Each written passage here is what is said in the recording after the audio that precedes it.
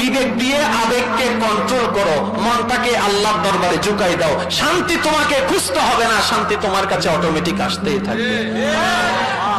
আপনারা আমরা মন খারাপ হলে কি শুনি? আমি কা কইতাম কর না।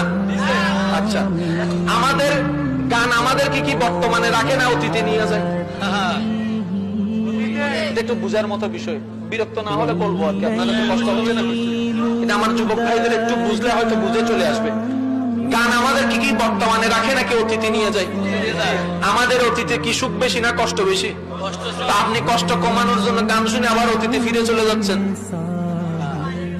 তো কষ্ট তো আরো বাইরে গেলে না। যেগুলো মনে পড়ে না সেগুলো সব মনে পড়তেছে, কলেজের কথা, পার্কের কথা, ভার্সিটির কথা, ফেসবুকের কথা, মেসেঞ্জারের কথা, হোয়াটসঅ্যাপের, যেগুলো এতদিন মনে পড়ে নাই এখন সব মনে পড়া শুরু করছে। এখন মন খারাপ হয়েছে একটা কারণে, এখন ওইটা শোনার কারণে আরো 10টা কাহিনী মনে পড়ে। আমি কই ভাই বোন কান্দো কা?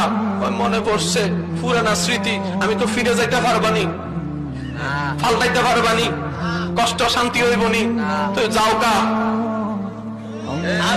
তুই নিজে থেকে যাও কা। ওই আবেগ, আমি কই এটাই তো দরকার। বিবেক দিয়ে আবেগকে কন্ট্রোল করো, মনটাকে আল্লাহর দরবারে ঝুঁকাই দাও। শান্তি তোমাকে খুঁজতে হবে না, শান্তি তোমার কাছে অটোমেটিক আসতেই থাকবে।